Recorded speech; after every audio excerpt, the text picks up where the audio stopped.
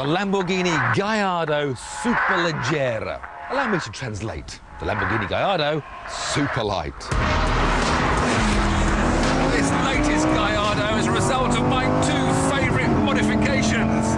Less weight and more power.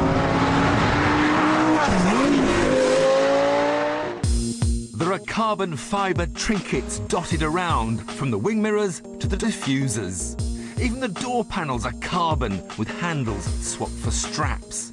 The seats are each made from one piece of, you've guessed it, while the prettiest view in the world is now through plastic. Beneath it lies a 5-litre V10 producing 530 horsepower. Surely too much for a road car? Well, no, because it's not often you're going to use all of it in any case. And when you do, there's both four-wheel drive and ESP to stop you getting into trouble.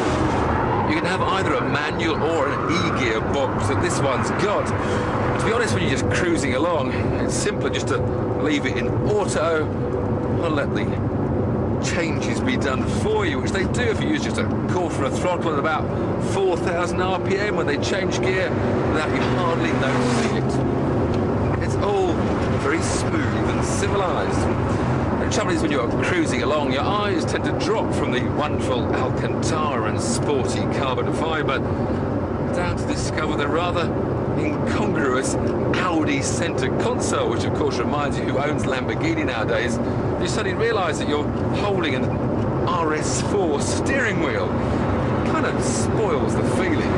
So to get rid of the distractions, there's only one course: more revs, which can be achieved with the press of the sport button, which now does sporty automatic changes.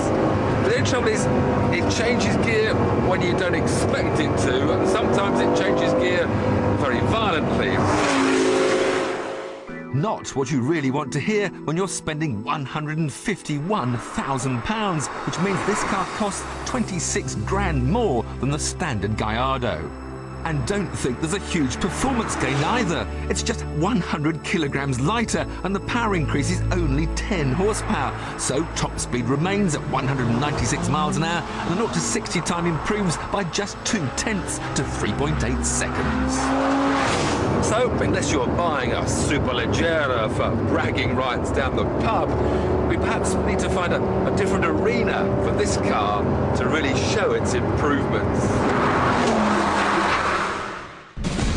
When we put the standard Gallardo up against a Ducati 999, it was one of our most exciting challenges ever, with the bike just coming out on top. Now it's time for a rematch between the new improved Lambo and an all-new Ducati. The 1098 is the most powerful production V-twin on sale with 160 horsepower. It has a top speed of 180 miles an hour. It'll be ridden by Leon Haslam, currently battling for the British Superbike Championship. He has a reputation for being a bit of a daredevil on a bike and will need every ounce of skill to beat the car over 3 performance challenges.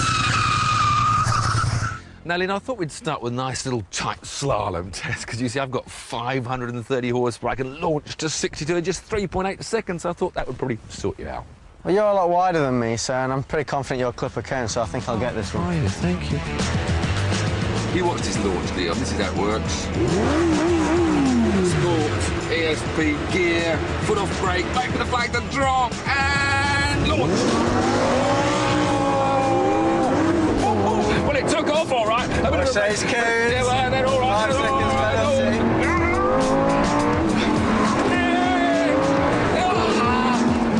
That was a good one there. So, a blistering 14.01 seconds for me. Can the bike beat it?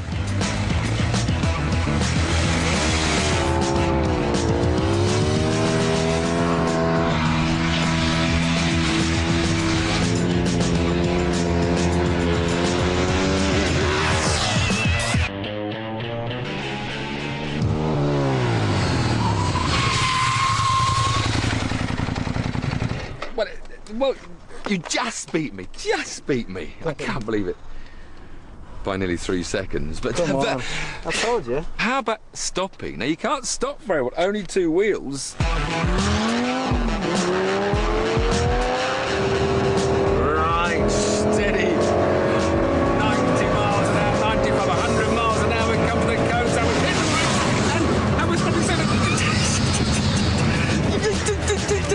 We beat him.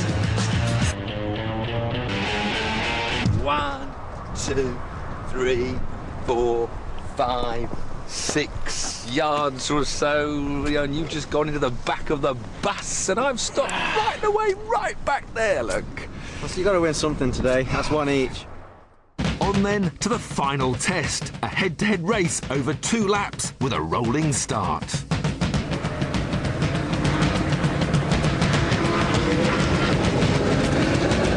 Just a nice steady out lap, Leon. Nothing to worry about. It's the race starts when we come back to the start-finish line. Or if you cheat a little bit, the race starts now. Oh, that caught him asleep. Oh, this ruse could work.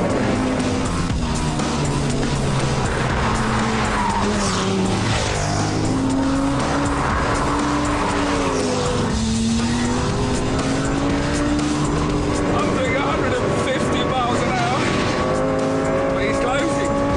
No way.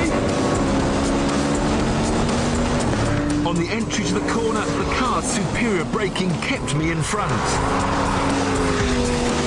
But on the long straights, it was another story. I'm doing 100